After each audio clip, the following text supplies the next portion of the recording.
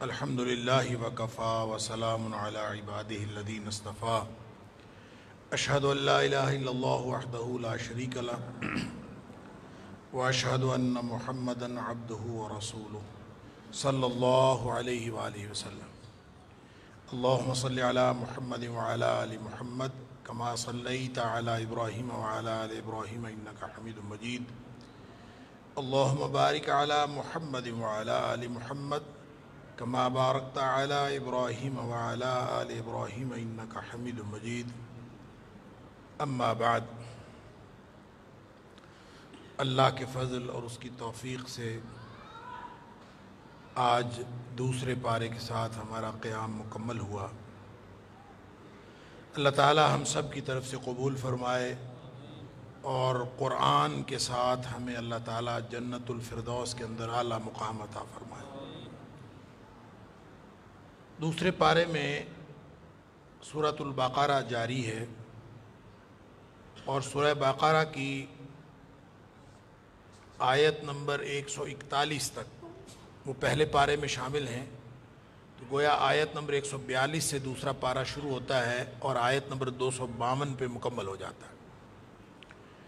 لیکن جو مضمون خاص طور پر آیت نمبر 142 سے شروع ہوتا ہے، یعنی دوسرے پارے کے ابتدا سے شروع ہوتا ہے، یہ کم و بیش آیت نمبر 283 تک جاتا ہے، یعنی آخری 3 آیات چھوڑ کر اس سے پہلے تک یہ چوتھا حصہ یہ ایک ہی مضمون ہے۔ کم و بیش مضمون کیا ہے کہ آیت نمبر 141 تک ہم نے ایک مضمون دیکھا اور اس کے بارے میں ملاحظہ کیا کہ اللہ کریم نے فرد جرم عائد کی تھی بنی اسرائیل کے اوپر، اور اب بنی اسرائیل کو ان کے اوپر فرد جرم عائد کر کے ان کے جرائم کی فہرست بتا کے ان کی پوری تاریخ کا حوالہ دے کر یہ بتایا گیا ہے کہ چونکہ تمہارے بنی اسرائیل سے یہ قیادت اور سیادت چھن گئی ہے تو اب یہ آ گئی ہے بنی اسماعیل میں۔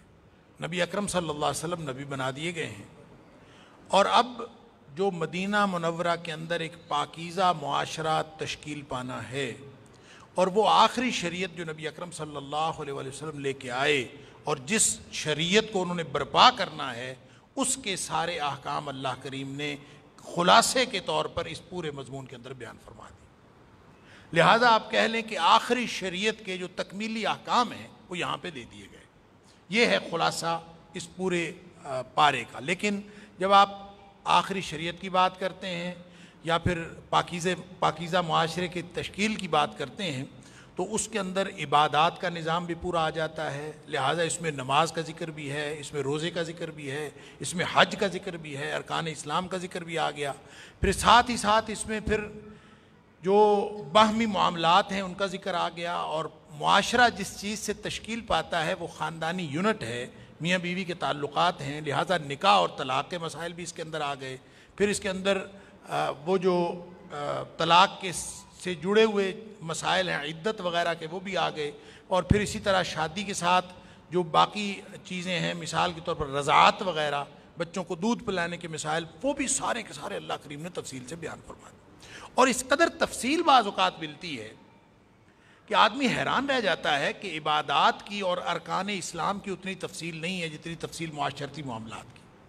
اس سے یہ بات سمجھ آتی ہے کہ معاشرہ اور معاشرے کی تشکیل اور معاشرے کا اجتماعی نظام، اس کے اوپر اسلام کا کس قدر زیادہ فوکس ہے اور اسلام اس کو کس قدر زیادہ اہمیت دیتا ہے۔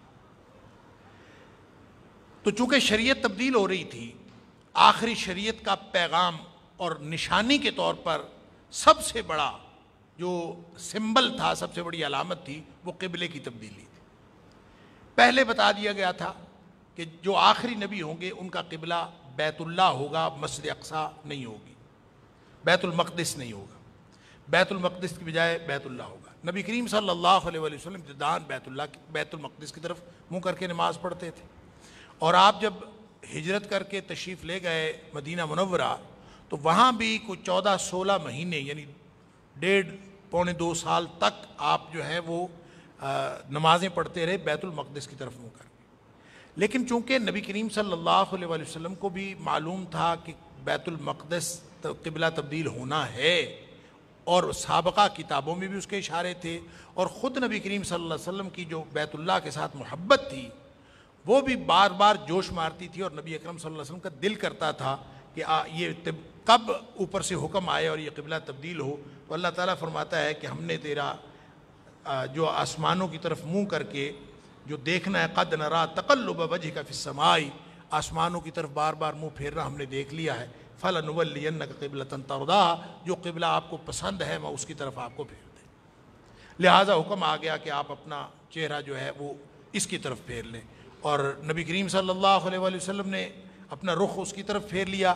کہتے ہیں کہ ظہر کی نماز نبی کریم صلی اللہ علیہ وسلم نے بیت المقدس کی طرف منہ کر کے پڑھی، اور عصر کی نماز سے پہلے حکم آ گیا اور عصر کی نماز آپ نے بیت اللہ کی طرف منہ کر کے نماز پڑھی۔ چونکہ مدینہ بالکل درمیان میں ہے، اور مدینہ سے عین شمال میں بیت المقدس ہے اور عین جنوب میں بیت اللہ، لہٰذا بالکل 180 ڈگری پہ پھرنا تھا۔ تو خود تو نبی کریم صلی اللہ علیہ وآلہ وسلم نے پہلے حکم آ گیا، اور اس طرح بعض روایات میں یہ بھی ہے کہ آپ نے نماز کے دوران اپنا رخ پھیرا، ایسا نہیں، بلکہ جو نماز کے دوران رخ پھیرا ہے، صحیح بات یہ ہے، صحیح روایت یہ ہے کہ ایک شخص جس نے نبی کریم صلی اللہ علیہ وسلم کے پیچھے نماز پڑھی، اب تب موبائل انٹرنیٹ تو تھا نہیں کہ ایک سیکنڈ میں خبر ہر جگہ پہنچ جاتی، تو آہستہ آہستہ ہی پہنچنی تھی۔ تو ایک شخص جس نے نماز نبی کریم صلی اللہ علیہ وسلم کے پیچھے پڑھی بیت اللہ کی طرف منہ کر کے، وہ جا رہا تھا اور اس نے دیکھا کہ لوگ نماز پڑھ رہے ہیں، اور اس نے آواز دے کے کہا کہ میں خود نبی کریم صلی اللہ علیہ وسلم کے پیچھے نماز پڑھ کے آیا ہوں، آپ نے بیت اللہ کی طرف منہ کر کے نماز پڑھی، اور ساتھ قسم بھی اٹھائی کہ میں اللہ کے رسول صلی اللہ علیہ وسلم کے پیچھے نماز پڑھ کے آیا ہوں اور آپ نے بیت اللہ کی طرف منہ کر۔ تو وہ لوگ جو نماز میں تھے انہوں نے اس کی آواز سنی، اس کی قسم سنی۔ اب یقین اور اعتماد کا حال یہ تھا کہ انہوں نے یہ بات سنتے ہی نماز کے اندر ہی اپنا رخ پھیر لیا۔ یہ جو مسجد قبلتین آپ دیکھتے ہیں یعنی مدینہ منورہ کے اندر، وہ مسجد قبلتین وہ ہے جہاں صحابہ کرام نے اپنا رخ پھیرا تھا، نبی کریم صلی اللہ علیہ وسلم نے نہیں، صحابہ کرام نے اپنا رخ پھیرا تھا۔ اور پھر رخ کیسے پھیرنا تھا؟ جو بالکل یعنی یوں سمجھیں ادھر امام کھڑا ہے پھر اس نے ادھر آنا تھا۔ تو کہتے ہیں کہ امام جو ہے وہ وہاں سے اپنی جگہ چھوڑ کر ادھر آ گیا، اور سب لوگوں نے اپنی جگہ کھڑے کھڑے جو ہے وہ اپنا رخ پھیر لیا۔ اللہ کے حکم کی تعمیل کا اتنا بڑا واقعہ، اور یکدم بغیر سوچے سمجھے اس کو عمل کر لینا، یہ ایمان کے اوپر جو عمل کا اظہار ہے، اس سے بڑا مظاہرہ آسمان فلک نے کبھی نہیں دیکھا۔ اللہ، فوراً لوگوں نے بات مان لی۔ تو اللہ تعالیٰ فرماتا ہے کہ یہ جو قبلہ تبدیل ہوا ہے یہ تو اصل میں آزمائش تھی اسی بات کی، وَمَا جَعَلْنَا الْقِبْلَةَ الَّتِي كُنْتَ عَلَيْهَا إِلَّا لِنَعْلَمَ مَن يَتَّبِعُ الرَّسُولَ مِمَّن يَنقَلِبُ عَلَىٰ عَقِبَيْهِ۔ اس سے تو پتہ چلنا تھا کون اللہ کے رسول صلی اللہ علیہ وسلم کی بات مانتا ہے اور کون نہیں مانتا۔ اور یہ گراں گزرا، بہت سارے لوگ مسلمانان قریش جو تھے ان کی اٹیچمنٹ بیت اللہ کی طرف تھی، ان کے لیے آزمائش یہ تھی، بیت المقدس کی طرف منہ کر کے نماز پڑھنا ان کے لیے آزمائش تھی۔ اور جو مسلمانان یہود تھے، یعنی یہودیوں میں سے جو مسلمان ہوئے یا جن کی بیک گراؤنڈ جو ہے وہ سابقہ مذاہب کی طرف تھی، تو ان کی اٹیچمنٹ بیت المقدس کے ساتھ تھی۔ تو جب قبلہ تبدیل ہو گیا تو ان کو کہا کہ آپ نے ادھر منہ پھیرنا ہے، لہٰذا آزمائش سب کی تھی۔ تو نتیجہ یہ نکلا کہ شریعت اپنی خواہش کے ساتھ نہیں چلتی، شریعت اللہ کے حکم کے ساتھ چلتی، لہٰذا اس کی آزمائش ہو گئی۔ قیادت کی تبدیلی یہ بہت بڑی حکمت تھی تحویل قبلہ سے، قبلہ تبدیل ہونے سے یہ پتہ چلا۔ پھر امتحان تھا، وہ امتحان لیا گیا، بہت بڑی آزمائش تھی۔ اسی طرح اس کے اندر ایک بہت بڑی نشانی پوری ہوئی کہ سابقہ کتابوں میں بھی لکھا تھا کہ امت محمدیہ کا قبلہ جو ہوگا وہ بیت اللہ ہوگا، اللہ تعالیٰ نے وہ نشانی پوری کر دی۔ کیوں؟ وَلِكُلِّ وِجْهَةٍ هُوَ مُوَلِّيهَا، ہر قوم کا ایک قبلہ ہوتا ہے جس کی طرف وہ رخ کرتے ہیں، وہ ایک جہت ہوتی ہے۔ تو امت مسلمہ، امت محمدیہ کا قبلہ بیت اللہ تھا، لہٰذا اللہ تعالیٰ نے پورا کر کے دکھانا تھا۔ اسی طرح جو تورات میں لکھی ہوئی نشانی تھی وہ پوری ہوئی، اور آخری نبی کا قبلہ بیت اللہ ہوگا، یہ پورا ہوا۔ اتمام نعمت، اللہ تعالیٰ کی نعمت مکمل ہو گئی۔ اللہ تعالیٰ فرماتا ہے وَلِأُتِمَّ نِعْمَتِي، اور اگر یہ قبلہ تبدیل نہ ہوتا تو یہودیوں کے پاس تو بہانہ آ جانا تھا کہ آخری نبی کا قبلہ تو بیت اللہ تھا، تو وہ تبدیل نہیں ہوا۔ لہٰذا فرمایا کہ لِأَلَّا يَكُونَ لِلنَّاسِ عَلَيْكُمْ حُجَّةٌ، کوئی خواہ تمہارے اوپر دلیل اور حجت قائم نہ کر دے۔ اور پھر وَلِأُتِمَّ نِعْمَتِي، تاکہ تم نعمت مکمل ہو جائے، وَلَعَلَّكُمْ تَهْتَدُونَ، قیامت تک کے لیے ابھی ہدایت کا مرکز جو ہے وہ بیت اللہ ہوگا۔ یہ اللہ تعالیٰ نے ایک مرکز بنا دیا، سبحان اللہ۔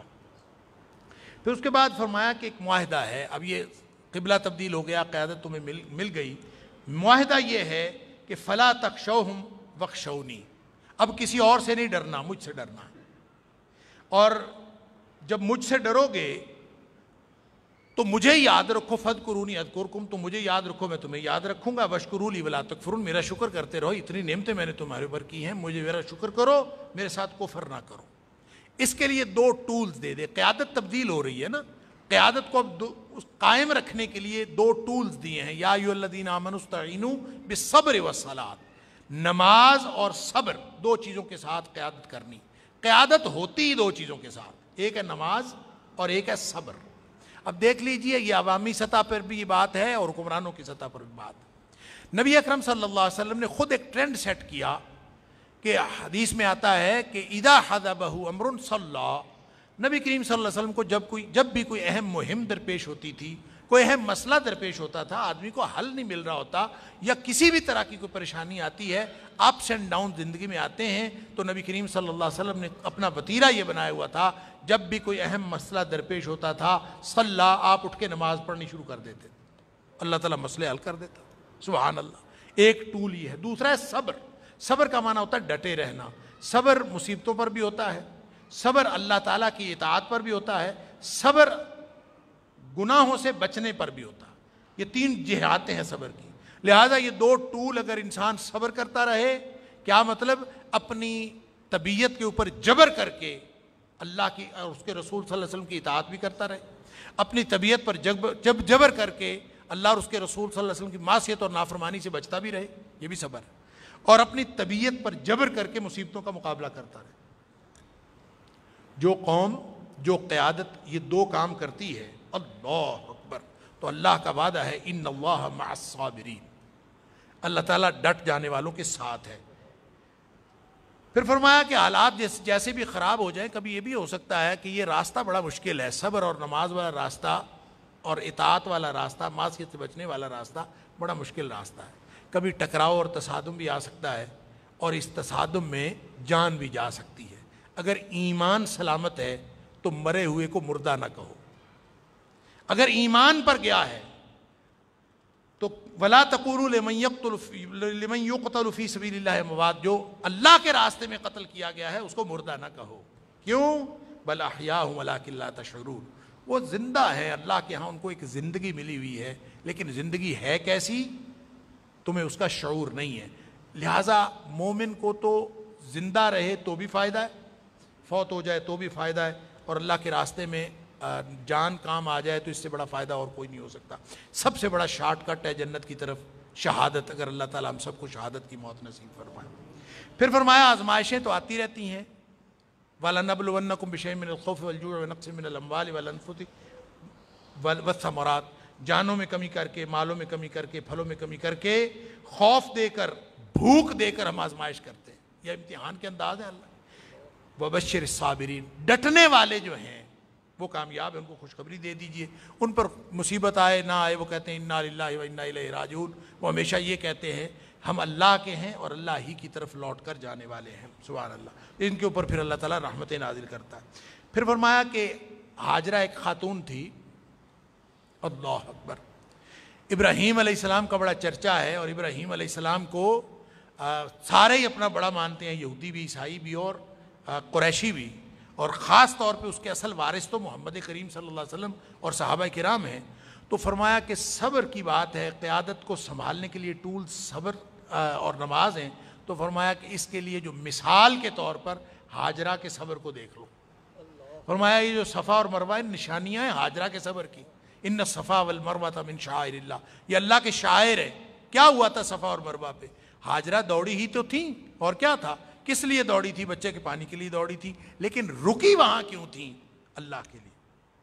بخاری شریف کے اندر آتا ہے کہ جب حضرت ابراہیم علیہ السلام نے اللہ کے حکم سے وہاں ننھے اسماعیل کو اور اس کی والدہ ہاجرہ کو چھوڑا، یہ جو ہاجرہ نام ہے نا، یہ غلط العام ہے، اصل نام حاجر ہے، لیکن معروف ہے ہاجرہ، لوگ ہاجرہ ہی رکھتے ہیں نام، تو ہم بھی اس کو ہاجرہ ہی کہہ دیتے ہیں، لیکن اصل نام حاجر تھا۔ بہرحال تو ان کو چھوڑ کر ظاہر ہے کہ ایک آدمی جنگل میں کسی کو چھوڑنا ہو، چھوٹے بچے کو اور بیوی کو، تو بہانہ کیا بنائے، کیا کہے کہ میں کیوں چھوڑ کے جا رہا ہوں؟ اللہ اکبر! اور وسائل کیا دے کے جا رہے تھے؟ نہ موبائل تھا، نہ کھانے پینے کو کچھ تھا، نہ رابطے کی کوئی بات تھی، نہ کوئی وہاں پہ چار دیواری تھی، کچھ بھی نہیں تھا. ایک ٹیلا سا تھا وادی کے اندر، اس ٹیلے پہ بٹھا دیا اور وہ جو کہتے ہیں نا پانی کا مشکیزہ اور کھجوروں کا تھیلا دے دیا. کھجوروں کا تھیلا کیا، اتنی چھوٹی سی پوٹلی تھی کھجوروں کی، بالکل ایسے جیسے جراب جتنی کوئی چیز ہو اور اس کے اندر کھجوریں ڈالی ہوئی کتنی کو ہوتی ہیں، ایسے تھوڑی سی. اسی طرح اتنی سی تھیلی سی چھوٹی سی پانی کی وہ دے کے چل پڑے. اللہ! اماں حیران کہ بابے کو ہوا کیا ہے، یہ چپ کر کے چھوڑ کے جا رہا ہے. تو اس سے پوچھتی ہیں، وہ بولتا نہیں. پیچھے پیچھے وہ جا رہے ہیں، پیچھے پیچھے جاتی ہیں، وہ بولتے ہی نہیں. پھر خود ہی خیال آیا اللہ اکبر کہ اس کی تو پوری زندگی اللہ کی مرضی سے گزری ہے، یہ ہو نہیں سکتا کہ اپنی مرضی سے کر رہا ہو، اس کو اللہ نے حکم دیا ہو. خیال آیا تو پوچھتی ہیں اللہ امرک بہذا، کیا اللہ نے حکم دیا یہاں چھوڑنے کا؟ فرمایا نعم. پہلے نہیں بول رہے تھے، جب خود بی بی نے کہا اللہ نے حکم دیا ہے. کیا اللہ نے حکم دیا؟ نعم اللہ نے حکم دیا. سبحان اللہ. بی بی بھی پھر کیا بی بی تھی، وہ شیر ہو گئی. اللہ نے قوت دے دی، طاقت دے دی. پہلے روک رہی تھی، اب چھوڑ دیا، جا پھر اب چلا جا. اگر اللہ نے حکم دیا ہے اذن لا یضیعنا، تو پھر وہ ہمیں کبھی ضائع نہیں کرے گا، وہ خود ہی انتظام کرے گا، تو چلا. اب وہ ننھے بچے کو لے کے بیٹھی ہیں، پانی بھی ختم ہو گیا، کھجوریں بھی ختم ہو گئی، کیا کرے؟ یہ ہے وہ صفا مروہ جس پہ وہ دوڑی ہیں پانی کے لیے. رکی اللہ کے لیے تھی، ٹھہری اللہ کے لیے تھی. تو پھر جو اللہ کے لیے زندگی گزارتے ہیں ان کا کھانا پینا بھی اللہ کے لیے ہو جاتا ہے. ان کی کھانے پینے کی جد و جہد اور اس کے لیے تڑپ بھی اللہ کے لیے لکھ لی جاتی ہے. اس لیے ہاجرہ کے صبر کی مثال اللہ تعالیٰ نے قیادت سنبھالنے کے لیے دی ہے، اور وہ خاتون تھیں اور اس کی مثال دی ہے. فرمایا کہ شاعر اللہ ہے، اب جو بھی حج کے لیے جائے گا قیامت تک کے لیے اللہ تعالیٰ نے اس کو حج کا حصہ بنا دیا کہ جو جائے گا اس کو یہ کرنا پڑے گا. اب یہ یہاں پہ بڑا ایک سبحان اللہ، قرآن کا پورا ہر فقرہ اور ہر قرآن کا جو کہہ لیجئے کہ ہر آیت ہی نشانی ہے اور معجزہ ہے. لیکن یہاں پہ بیان بڑا ایک یعنی اعجاز بیان کا ایک بہت ہی عمدہ نقطہ ہے یہاں پہ. فلا جناح علیہ ان یطوف بہما، کہ جو بھی حج کرے یا عمرہ کرے اس کے اوپر کوئی گناہ نہیں کہ وہ صفا اور مروہ کا چکر لگائے. اچھا، لوگ کہتے ہیں کہ اس کا مطلب ہے چاہے کوئی چکر لگائے چاہے نہ لگائے. چکر نہ بھی لگائے گا تو کوئی حرج نہیں، اگر وہ لگا لے گا تو بھی کوئی حرج نہیں. لوگوں نے اس کا مطلب یہ سمجھا. سبحان اللہ. اما عائشہ صدیقہ رضی اللہ تعالیٰ نے فرماتی ہیں کہ نہیں، اس کا یہ مطلب نہیں ہے لازماً لگانے پڑیں گے چکر، اس کا یہ مطلب نہیں حرج نہیں ہے. اس کا مطلب اگر یہ معنی ہوتا جو تم کہہ رہے ہو تو پھر یہاں ہوتا فلا جناح علیہ اللہ یطوف بہما. پھر یہاں یہ ہونا چاہیے تھا کہ جو شخص حج اور عمرہ کرے اس پر کوئی گناہ نہیں اگر وہ چکر نہ لگائے تو کوئی گناہ نہیں. اگر یہاں لا ہوتا تو پھر وہ معنی ہوتا جو تم سمجھتے ہو. تو قرآن نے یہ جو بتایا ہے تو اس کا مطلب ہے لازماً چکر لگانے پڑیں گے. لہٰذا آپ دیکھ رہے ہیں نہ عمرہ ہوتا ہے نہ حج ہوتا ہے. ہر حاجی کو اور ہر معتمر کو صفا اور مروہ کے چکر لگانے پڑتے ہیں. سبحان اللہ. پھر اس کے بعد دلائل توحید ہیں. وَإِلَٰهُكُمْ إِلَٰهٌ وَاحِدٌ لَا إِلَٰهَ إِلَّا هُوَ الرَّحْمَٰنُ الرَّحِيمُ إِنَّ فِي خَلْقِ السَّمَاوَاتِ وَالْأَرْضِ. نشانیاں بتائی ہیں، تخلیق زمین و آسمان یہ اللہ کی نشانی ہے توحید کی. رات اور دن کا آنا جانا، اور رات کو آرام دن کو کاروبار، اور پھر بارش اور سمندر میں کشتیوں کا چلنا، اور ہر قسم کے جانوروں کی پیدائش، ہر قسم کی ہوائیں، بادل، یہ سب اللہ کی طرف سے نشانیاں. لآیات لقوم یعقلون، یہ سوچنے والوں اور سمجھنے والوں کی نشانیاں. اور فرمایا کہ جو لوگ وَمِنَ النَّاسِ مَن يَتَّخِذُ مِن دُونِ اللَّهِ أَندَادًا، لوگ پتہ نہیں کیسے اللہ کو چھوڑ کر اور شریک ٹھہرا لیتے ہیں. اتنی بڑی کائنات. اور میں نے کل بھی عرض کیا تھا کہ یہ وہ دلائل ہیں کائنات کو پیدا کرنا، آسمان کو پیدا کرنا، زمین کو بچھونا بنانا، بارش برسانا، کہ تاریخ کے اندر کسی بدترین شخص نے بھی یہ دعویٰ نہیں کیا کہ یہ میں کرتا ہوں. کوئی شخص کوئی مخلوق میں دعویٰ بھی نہیں کر سکا. یہ وہ نشانیاں ہیں. جب اللہ کے علاوہ کوئی کرنے والا ہی نہیں ہے تو انسان کتنا بدبخت ہے جو اللہ کو چھوڑ کر اور لوگوں کو اور ہستیوں کو شریک ٹھہراتا ہے. اس سے بڑا اور ظلم کوئی نہیں ہو سکتا. اللہ تعالیٰ معاف فرمائے. اس کے بعد حلال و حرام کے احکام ہیں آیت نمبر 168 سے 176 تک. اس لیے کہ معاشرے پاکیزہ معاشرے حلال کے بغیر قائم نہیں ہوتے، حرام کے ساتھ کبھی پاکیزگی نہیں آتی. لہذا فرمایا حلال کھاؤ. یا ایھا الناس کلوا مما فی الارض حلالا طیبا، حلال بھی ہو اور طیب بھی ہو. یہ بھی ایک الگ بحث ہے، تفصیل کا موقع نہیں ہے. ایک ہوتا ہے حلال، ایک ہوتا ہے طیب. حلال اور حرام اللہ کے حکم سے ہوتا ہے. ما احل اللہ فی کتابہ فہو حلال وما حرم اللہ فی کتابہ فہو حرام. نبی کریم صلی اللہ علیہ وسلم نے فرمایا اللہ نے جب اپنی کتاب میں حلال کر دیا حلال ہے، جو حرام ٹھہرا دیا وہ حرام ہے. اور نبی کریم صلی اللہ علیہ وسلم کو بھی اللہ نے اتھارٹی دے دی سورہ اعراف کی آیت نمبر 157 کے اندر، وَيُحِلُّ لَهُمُ الطَّيِّبَاتِ وَيُحَرِّمُ عَلَيْهِمُ الْخَبَائِثَ، کہ نبی کریم صلی اللہ علیہ وسلم جو ہیں وہ طیبات پاکیزہ چیزوں کو حلال ٹھہراتے ہیں، حکم دیتے ہیں، اور ناپاک چیزوں کو حرام ٹھہراتے ہیں. ان کی بھی اتھارٹی ہوگی. لہٰذا حلال اور حرام کا حکم تو وہ ہوگا جو اللہ اور اس کے رسول صلی اللہ علیہ وسلم دے گا. البتہ طیب اس چیز کو کہتے ہیں جو پاکیزہ ہو اور جس کی طرف انسان کا نفس رغبت کرے، اور جس کی طرف نفس رغبت نہ کرے وہ خبیث ہوتا ہے. سلیم الفطر، فطرت سلیمہ اس کی طرف رغبت کرتی. بگڑی ہوئی فطرت کی بات نہیں ہے. بگڑی ہوئی فطرت تو حرام کی طرف بھی رغبت کرتی. اللہ اکبر. لہٰذا حلال بھی کھانا چاہیے اور طیب بھی کھانا چاہیے. گلا سڑا امرود جس میں کیڑے پڑے ہوئے ہوں حلال ہے نا، طیب نہیں ہے. گلی سڑی ہوئی روٹی، باسی سالن، یہ وہ چیزیں ہیں جو حکمن حرام نہیں ہیں، حکمن حلال ہیں، لیکن نوعیت کے اعتبار سے طیب نہیں رہتی. لہٰذا حلال بھی کھاؤ اور طیب بھی کھاؤ. اللہ تعالیٰ نے انسان کو بڑی خوبصورت فطرت دی ہے اور اسی فطرت کے مطابق احکام دیے ہیں. سبحان اللہ. اور پھر فرمایا پاکیزہ چیزیں کھاؤ من طیباتی، اور شکر کرو واشکروا للہ. یہ سارے ٹول ہیں. اللہ اکبر. اور پھر فرمایا کہ کسی بھی قسم کا حرام نہ کھاؤ. آیت نمبر 173. حرام کے حوالے سے یاد رکھیے 4 مقامات بڑے اہم ہیں حرام چیزوں کی تفصیل کے. آیت نمبر 173 سورہ بقرہ، آیت نمبر 3 سورۃ المائدہ، آیت نمبر 115 سورہ نحل. یہ اہم آیتیں ہیں 3. اور پھر اس کے علاوہ سورہ انعام کی آیت نمبر 146 بھی. تو ان اور بھی حلال و حرام کے ہیں، لیکن یہاں حرام کی چیزوں کی تفصیلات ہیں کہ یہ حرام نہیں کھانے. انما حرم علیکم المیتۃ والدم ولحم الخنزیر، یہ آیت نمبر 173 کے اندر. تو حرام کی چیزوں کی تفصیل بتا دی، یہ حرام ہے، یہ نہیں کھانی. اور ساتھ فرما دیا فمن اضطر غیر باغ ولا عاد فلا اثم علیہ. 4 مقام جو میں نے قرآن کے آپ کو بتائے ہیں، ہر جگہ پہ یہ اصول اضطرار ساتھ دیا. اصول اضطرار کا مطلب ہے فمن اضطر غیر باغ، جو مجبور کر دیا جائے، جو باغی نہ ہو، سرکش نہ ہو دل سے، اللہ کی نافرمانی کرنے والا نہ ہو، ولا عاد، نہ حد سے بڑھنے والا ہو، لیکن مجبور ہو جائے. مجبوری میں اگر وہ حرام میں سے کوئی چیز استعمال کر بیٹھتا ہے فلا اثم علیہ، تو اس کے اوپر کوئی گناہ نہیں. یہ 4 جگہ الفاظ کی تبدیلی کے ساتھ یہ اصول اضطرار دیا.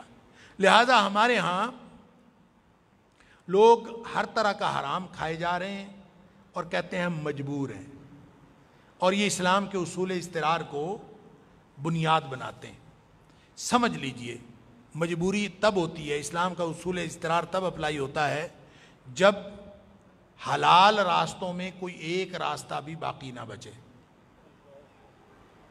اگر حلال راستوں میں سے کوئی ایک راستہ بھی باقی ہے نا، تو اصول اضطرار اپلائی نہیں ہوتا اور انسان حرام کا راستہ اختیار نہیں کر سکتا.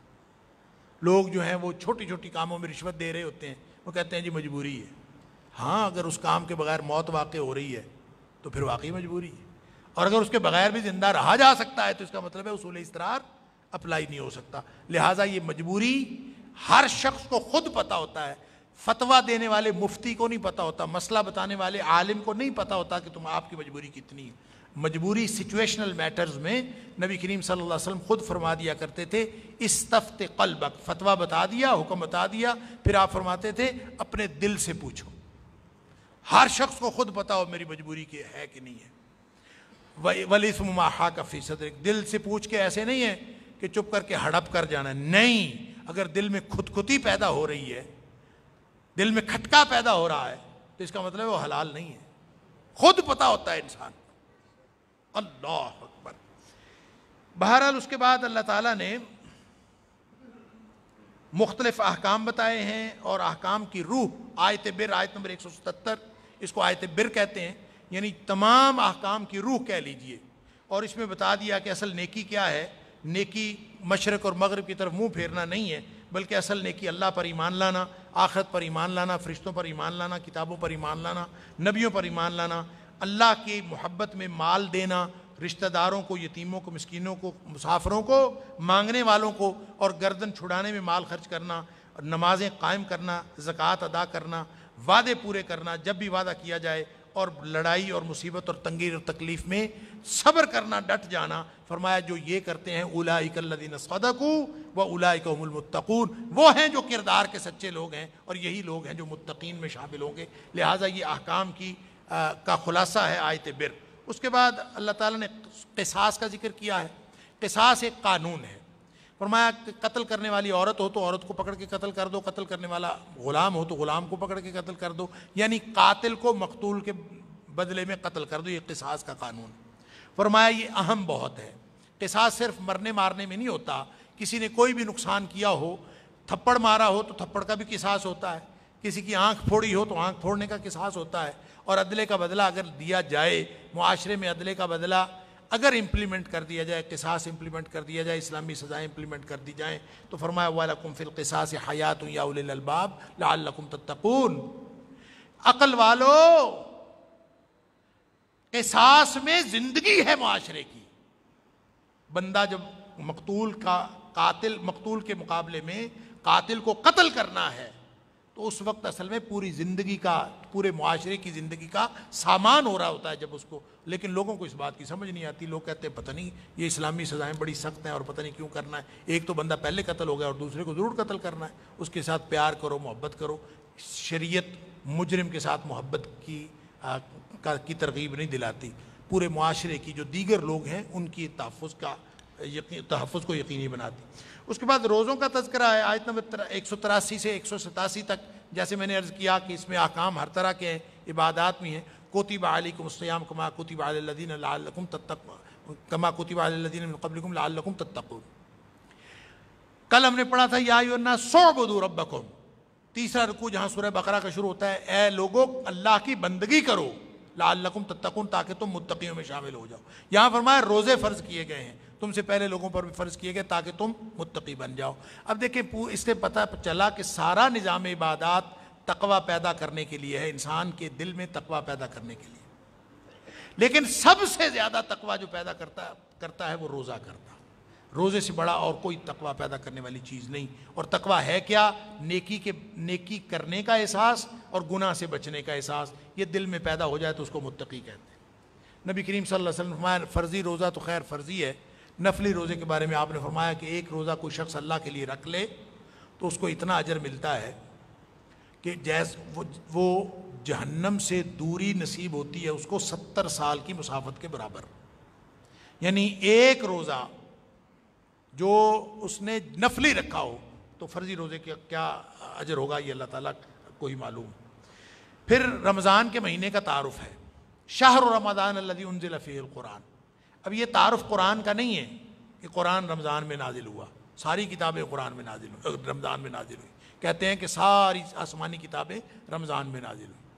یہ دراصل رمضان کے مہینے کا تعارف ہے کہ تمہیں رمضان کا بڑا برکتوں اور سعادتوں والا مہینہ لگتا ہے، نیکیوں کا موسم بہار ہے، اللہ جنت کے دروازے کھول دیتا ہے، جہنم کے دروازے بند کر دیتا ہے، ایک ایک حرکت پہ، ایک ایک نیکی پہ 700 گنا تک اجر ملتا ہے۔ اور یہ اس قدر اس میں رات ایک ایسی آتی ہے جو 1000 مہینے سے بہتر ہے۔ جو شخص چھوٹا موٹا کام کرتا ہے اس کا اجر کئی گنا بڑا ہوتا ہے، اور پھر اس کو کام کرنے کی توفیق بھی باقی مہینوں سے زیادہ نصیب ہوتی ہے۔ یہ جتنی سعادتیں اور برکتیں پتہ ہے کیوں ہیں؟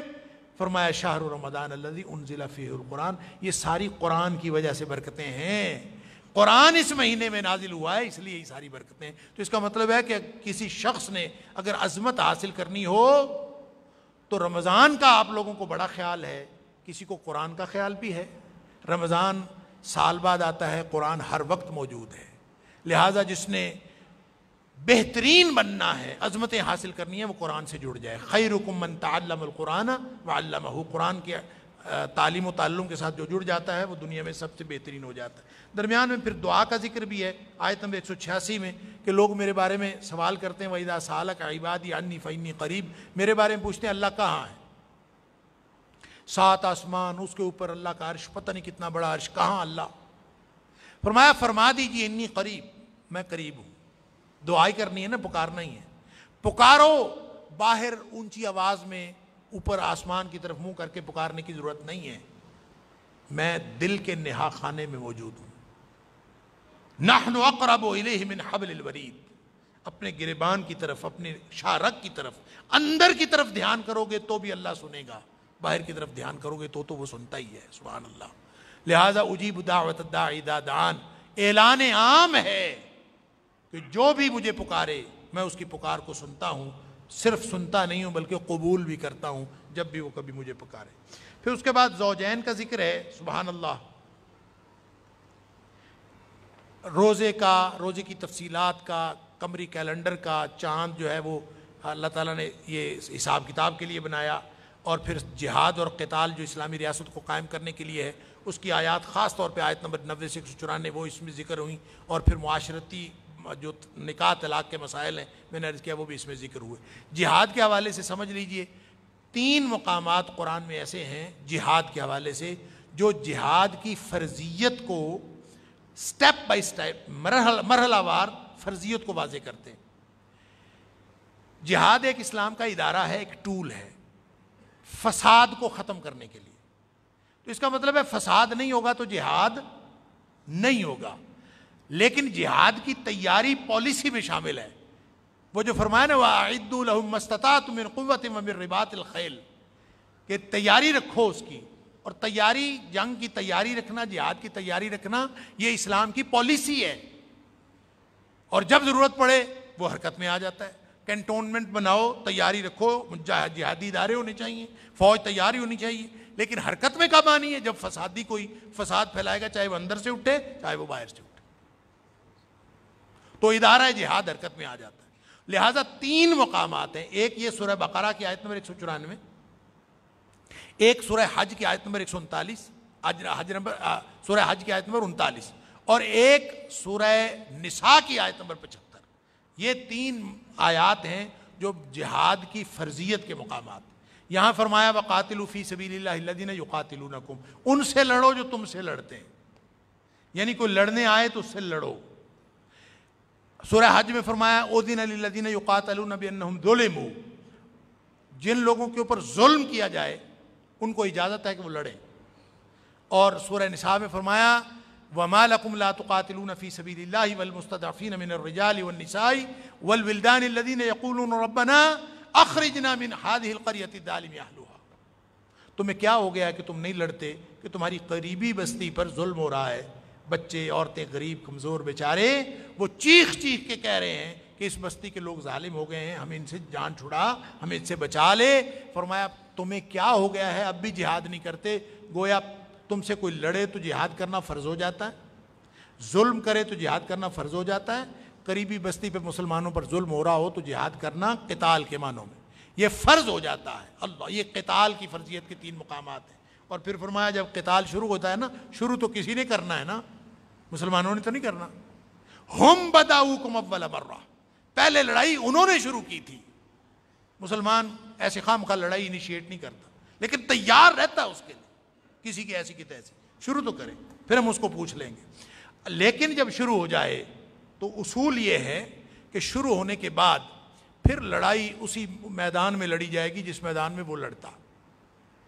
پھر ایسا نہیں ہے کہ جو اصول آپ نے، شریعت نے اصول بنائے ہیں وہ اصول آپ اصولوں کی پابندی کرتے رہیں اور دوسرے لوگ میں اصولوں کی پابندی نہ کریں۔ فرمایا پھر یہ جو لڑائی شروع ہو گئی نا، تو یہ اگر کوئی زیادتی کرتا ہے تو آپ بھی زیادتی کر سکتے ہیں ان کے اوپر۔ یہ وَقَاتِلُوهُمْ حَتَّى لَا تَكُونَ فِتْنَةٌ، جب تک فتنہ باقی رہے لڑتے رہو، وَيَكُونَ الدِّينُ لِلَّهِ، جب تک دین صرف اللہ کا قائم نہ ہو جائے اس وقت تک لڑتے رہو۔ اور یاد رکھو الشہر الحرام بالشہر الحرام، دیکھیں حرمت والے مہینے میں لڑائی منع تھی، لیکن کافر وہ حرمت والے مہینے میں مسلمانوں کو غافل پاک کر وہ لڑائی شروع کر دیتے تھے۔ تو فرمایا حرمت والے مہینے کی حرمت بدلے میں ہے، الشہر الحرام بالشہر الحرام، اگر کوئی حرمت کا خیال نہیں کرتا تو تم بھی حرمت کا خیال نہ کرو. کیوں؟ والحرمات قصاص، حرمتوں کا بھی ادلا بدلا ہوتا ہے. قانون بتا دی. اب یہ نہیں دیکھنا کہ نہیں جی نہیں ہم نے نہیں کرنا، ہم وہ حرمت والے مہینے میں لڑے، ہم نے نہیں لڑنا. نہیں، فرمایا وہ لڑیں گے تو آپ نے بھی لڑنا ہے. اللہ اکبر. بلکہ یہاں تک فرما دیا کہ فمن اعتدى علیکم فاعتدوا علیہ بمثل ما اعتدى علیکم، اگر کوئی تمہیں جنگ میں زیادتی کرتا ہے تو جس طرح کی زیادتی انہوں نے کی ہے تم بھی زیادتی کرو. کوئی ضرورت نہیں ہے لحاظ کرنے کی. اللہ اکبر. واتقوا اللہ واعلموا ان اللہ مع المتقین. البتہ زیادتی، جتنی زیادتی انہوں نے کی ہے اتنی کرنی ہے، اس سے بڑھ کے نہیں کرنی. اللہ سے ڈرنا ہے دشمن کے مقابلے میں بھی. لہٰذا یہاں جہاد کے احکام بھی آ گئے. پورا جو داخلی استحکام اور خارجی استحکام اللہ کریم نے یہاں پہ وہ سارے احکام دے دیے ہیں پاکیزہ معاشرے کی تشکیل کے لیے. اور پھر یہ بھی فرما دیا کہ شدید آزمائشیں آئیں گی. ام حسبتم ان تدخلوا الجنۃ ولما یاتکم مثل الذین، آیت نمبر 214 بہت ہی اہم آیت ہے کہ منصب کا تقاضا یہ ہے کہ اب آزمائشیں شدید آئیں گی. جتنا بڑا منصب ہوتا ہے اتنی آزمائشیں آتی ہیں. تو فرمایا یہ نہ ہو کہ تم سمجھو کہ سوکھے سوکھے جنت مل جائے گی. ابھی تو اللہ تعالیٰ تمہیں سابقہ لوگوں جیسے حالات سے اللہ تعالیٰ نے تمہارا واسطہ ہی نہیں پڑھنے دیا کہ ان کے اوپر تو اس قدر وہ ہلا کر رکھ دیے گئے تھے کہ ان کے رسول بھی ان کے ساتھ اہل ایمان بھی بول پڑے تھے متى نصر اللہ، کہ اللہ کی مدد کب آئے گی. تو تم بھی یہ نہ سمجھو کہ پولے پہلے پیروں سے تمہیں جنت مل جائے گی. تمہارے اوپر بھی ام حسبتم ان تدخلوا الجنہ ولما یاتکم مثل الذین خلوا من قبلکم، پہلے جیسے لوگوں کے حالات تمہیں بھی سامنا کرنے پڑیں گے اور شدائد سے نکل کے پھر جنت کا راستہ ہے. پھر معاشرتی احکام جیسے میں نے عرض کیا، طلاق اور عدت وغیرہ کے احکام ہیں. اور اس کے ساتھ ساتھ پھر رضاعت بھی پورے 2 سال. سبحان اللہ. فرمایا جس نے پورے رضاعت پوری کرنی ہو پورے 2 سال دودھ پلائے. والوالدات یرضعن اولادہن حولین کاملین.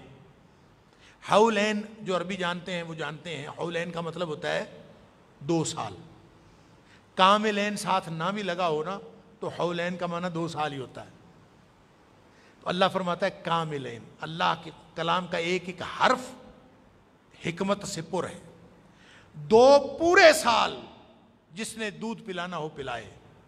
حولین کاملین. پورے کا مطلب ہوتا ہے نہ زیادہ اور نہ کم. لیکن ساتھ ایک استثناء دے دیا لمن اراد ان یتم الرضاعہ. یہ اس کے لیے ہے جو مدت پوری کرنا چاہے. اس کا مطلب ہے جو پوری نہ کرنا چاہے کم کر سکتا ہے، زیادہ نہیں کر سکتا.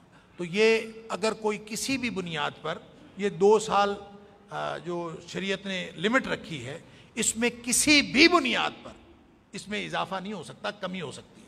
کمی کوئی کرنا چاہے تو کر سکتا ہے، اس میں اضافہ نہیں ہو سکتا. اللہ. اور اس کے بعد معاشرتی اصول دیا ہے. چونکہ معاشرت کی بات ہو رہی ہے، معاشرے قائم رہتے ہیں ان یعنی پھولوں کی بہک سے جو شریعت کے احکام سے پھیلتی ہے. سبحان اللہ. فرمایا ولا تنسبوا الفضل بینکم. بات ہو رہی تھی آپس کی کہ جناب ایسے کیا کرو، ایسے دے دیا کرو، دینا دلانا مار دے. لیکن دیکھو معاملات جیسے بھی ہوں آپس میں مہربانی کرنا نہ بھولا کرو. ولا تنسبوا الفضل بینکم. آپس میں مہربانی کرنا نہ بھولو. ہندو بنیے کی طرح ٹکے ٹکے کا حساب کر کے دینا لینا، اس سے نفرتیں پھیلتی ہیں. اور آدمی دینے لینے میں تھوڑا سا زائد دے دے، حق چھوڑ دے، اس سے محبتیں پھیل دی ہیں. نبی کریم صلی اللہ علیہ وسلم جو تحفہ دینا ہے، ہدیہ دینا ہے، تہادو تحابو. آپس میں ہدیہ دیا کرو، ایک دوسرے کو گفٹ دے دیا کرو، اس سے محبتیں بڑھتی ہیں. اسی طرح جب انسان مہربانی کرتا ہے، حساب کتاب کرتے ہوئے آپ کھلا چھوڑ دیں، اس کو کہیں کوئی بات نہیں یار یہ تم اپنی طرف رکھ لو، وہ یہی مظاہرہ آپ کے ساتھ کرے، وہ کہے نہیں تم رکھ لو. محبتیں بڑھتی ہیں کہ نہیں بڑھتی؟ جب آپ ٹکے ٹکے کا حساب کرتے ہیں تو نفرتیں بڑھتی ہیں. پھر مالی اور بدنی جہاد کی ترغیب ہے. آیت نمبر 243 سے آن ورڈز 274 تک، لیکن 252 پہ جا کے یہ ختم ہو جاتا ہے پارہ. اور جہاد کی ترغیب میں 2 مثالیں اللہ کریم نے یہاں پہ بیان کی ہیں سابقہ کو بنی اسرائیل کے دور کی. کہتے ہیں کہ مفسرین لکھا ہے کہ ایک حزقیل نبی کے دور میں تھی اور دوسری سموئیل نبی کے دور میں. سموئیل نبی کے دور میں بنی اسرائیل اپنی نافرمانیوں کے باعث بہت کمزور ہو گئے تھے اور ان کے دشمن ان کے اوپر چڑھ دوڑے تھے، غالب آ گئے تھے، یہ مغلوب تھے. تو جو اللہ کے نبی تھے وہ بھی بوڑھے ہو گئے تھے. تو انہوں نے خود اللہ کے نبی سموئیل یا شموئیل جو بھی اس وقت نبی تھے، ان سے خود انہوں نے درخواست کی کہ ہمارے اوپر کوئی، اللہ سے دعا کریں کہ ہمارے اوپر کوئی بادشاہ مقرر کر دے جس کی قیادت میں ہم لڑیں، جہاد کریں اور جہاد کے ذریعے ہم کامیاب ہوں۔ اللہ نے ایک بادشاہ مقرر کر دیا۔ یہ سوچ رہے تھے فلاں ہوگا فلاں ہوگا فلاں ہوگا، ٹیمیں لگاتے ہیں نا لوگ، بادشاہ کس نے ہونا ہے، ٹی وی والے آ جاتے ہیں حساب کتاب لگانے کے لیے کس نے ہونا ہے کس نے، اور بنیاد کیا بنا رہے ہیں؟ دولت اور نسل۔ جس کے پاس دولت زیادہ ہے اور جو نسلی طور پر اس بات کا استحقاق رکھتا ہے کہ اس کو بادشاہ ہونا چاہیے، بادشاہوں کے بیٹے بادشاہ ہوتے ہیں، یا پھر اس کے پاس دولت ہونی چاہیے۔ یہ دیکھ کے حساب لگایا ہوا، یا وہ ہوگا یا وہ ہوگا یا وہ ہوگا، انہوں نے اپنے اپنے حساب لگائے ہوئے تھے۔ اللہ تعالیٰ نے فرمایا کہ طالوت تمہارا بادشاہ ہوگا۔ اللہ کی طرف سے نبی کو بتایا گیا، نبی نے بتا دیا طالوت بتا، ان اللہ قد بعث لکم طالوت ملک، اللہ نے طالوت کو بادشاہ بنا دیا۔ اب طالوت تھا تو وہ نجیب الطرفین تھا، تو وہ نسلی آدمی، نیک بھی تھا، قوی بھی تھا، طاقتور بھی تھا، صاحب علم بھی تھا، لیکن ان کے جو حساب کتاب وہ لگا رہے تھے نا، ان میں نہیں آ رہا تھا، نہ دولت مندوں میں تھا اور نہ یہودیوں کی اس نسل سے تھا جس کو وہ قیادت کے لیے ضروری خیال کرتے تھے کہ قیادت اس میں ہونی چاہیے۔ حیران رہ گئے کہ اس کو کیوں دیا گیا ہے۔ قالوا انا یکون له الملک علینا ونحن احق بالملک منہ ولم یؤت سعۃ من المال، ہمارا حق زیادہ ہے، اس کا حق کیسے ہو گیا، اس کو بادشاہت کیسے مل گئی، نہ اس کے پاس دولت ہے یا نہ نسلی طور پر یہ اس قبیلے سے تعلق رکھتا ہے، تو اس کو کیسے مل گئی۔ اللہ فرمایا تمہیں پتہ ہی نہیں چلا کہ اللہ کے ہاں بنیاد اور معیار کیا ہے۔ فرمایا ان اللہ اصطفیٰ علیکم، یہ میں نے نہیں بنایا، نبی نے بتایا کہ میں نے نہیں بنایا، اللہ نے چنا ہے۔ ان اللہ اصطفیٰ علیکم، اللہ نے اس کو چنا ہے۔ وزادہ بسطۃ فی العلم والجسم، جو دو خصوصیات جس کی بنیاد پر اللہ نے چنا ہے، ایک علم ہے اور ایک جسمانی قوت ہے۔ جسم میں بھی اور علم میں بھی اللہ نے اس کو بہت ساری قوت عطا فرمائی۔ لہٰذا یہ ہیں دو بنیادیں، علم اور جسمانی طاقت، کہ جو قیادت کے لیے ضروری ہوتی ہے۔ اس کے بعد اللہ تعالیٰ نے ایک آزمائش کی ہے، ظاہر ہے جہاد تھا نا، لڑنا تھا جا کے، تو آزمائشیں تو آتی ہیں، امتحان ہوتا ہے، امتحان سے پھر انسان نکلتا ہے۔ پہلے بھی میں نے عرض کیا، بھوکے پیاسے تھے، آگے نہر آ گئی، حکم ہوا پیٹ بھر کے پانی نہیں پینا۔ جو پیٹ بھر کے پانی پی، دو اس میں حکمتیں تھیں، ایک تو حکمت اللہ کا حکم ماننا، بھئی چلو بھر پانی پی سکتے ہیں، اس سے زیادہ نہیں پی سکتے، ذرا سا گلا تر ہو جائے بس اور تقویت آ جائے، زیادہ نہیں پینا۔ اب اس میں ایک تو اللہ کا حکم منوانا مقصود تھا، کون کون مانتا ہے کون کون نہیں مانتا، جو مانے گا جہاد میں کامیاب ہوگا، نہیں مانے گا کامیاب نہیں ہوگا۔ اور دوسرا اس میں مقصد جسمانی بھی تھا، جو پیٹ بھر کے پانی پی لے گا وہ لڑنے کے قابل کیسے رہ سکتا۔ یہ افطاری کی ہے نا ہم نے، جو بورے کی طرح بھر لیتے ہیں نا، تو پھر وہ تراویح پڑھنے کے قابل کوئی نہیں رہتے۔ اللہ اکبر۔ اور جو صرف افطاری بقدر ضرورت کرتا ہے، اللہ کے فضل سے عبادات بھی ہوتی ہیں۔ تو ظاہر ہے جنہوں نے پیٹ بھر کے پانی پی لیا وہ تو پڑے رہ گئے، ان کو حکم ہی نہیں تھا ساتھ۔ جنہوں نے چند لوگوں نے فمن شارب منہ فلیس منی ومن لم یطعم فانہ منی الا من اغترف غرفۃ بید فشاربوا منہ الا قلیلا منہ، سب نے پیٹ بھر کے پی لیا، تھوڑے سے بچے۔ وہ جو تھوڑے سے بچے انہوں نے جا کے جہاد کیا۔ مفسرین نے لکھا ہے وہ جو تھوڑے سے بچے تھے نا، وہ 313 تھے، بدر اصحاب بدر جتنے، انہوں نے جہاد کیا تھا۔ بہرحال اللہ تعالیٰ نے ان کو کامیابی دی۔ اور اس وقت جو داؤد علیہ السلام تھے وہ ایک عام سپاہی کی حیثیت سے طالوت کی فوج میں لڑ رہے تھے، اور انہوں نے جالوت کو جو دشمن تھا اس کو قتل کیا۔ اور یوں اللہ تعالیٰ نے، یعنی کہتے ہیں کہ وہ تھا پورا، ایک تو لمبا ترنگا آدمی تھا، بہت طاقتور تھا جالوت، اور دوسرا اس نے اپنے آپ کو پورا کور کیا ہوا تھا پورا زرہ کے ساتھ، اور کوئی اس کے جسم کا حصہ نہیں تھا جس کے اوپر وار کیا جا سکے۔ صرف اس کی ایک آنکھ جو ہے وہ ذرا سی اس نے کھلی چھوڑی ہوئی تھی، باقی کہیں وار ہی نہیں کیا جا سکتا تھا۔ تو آنکھ پر کون پہنچے؟ خود تگڑا، لمبا تگڑا، اونچا طاقتور آدمی، تو کوئی وار کیسے جا کے کرے؟ تو داؤد علیہ السلام کو کہتے ہیں کہ اللہ تعالیٰ نے وہ بہت سارے عطا کیے تھے ملکے، تو ان میں ایک ملکہ یہ تھا کہ نشانہ بڑا شاندار، غلیل سے نشانہ بڑھا کے آنکھ کے اندر مارا، وہیں ڈھیر ہو گیا۔ اللہ اکبر۔ تو اللہ تعالیٰ فرماتا ہے کہ یہ اللہ کا قانون ہے۔ آخر پہ اللہ تعالیٰ فرماتا ہے کہ یہ اللہ کا قانون ہے کہ اللہ تعالیٰ بعض کے ذریعے بعض لوگوں کو نیچا دکھاتا ہے۔ اگر یہ نہ ہو تو زمین تو فساد پھیل جائے۔ تو اللہ تعالیٰ نے یہ قانون بنایا ہوا ہے کہ یہ اپس اینڈ ڈاؤنز، عروج و زوال کا ایک پوری کہانی ہے جس سے لوگ اپنی اوقات میں رہتے ہیں اور اللہ کا قانون غالب رہتا ہے۔ اللہ تعالیٰ مجھے اور آپ کو، ہم سب کو قرآن سمجھنے اور عمل کرنے کی توفیق عطا فرمائے۔ وآخر دعوانا الحمدللہ رب العالمین۔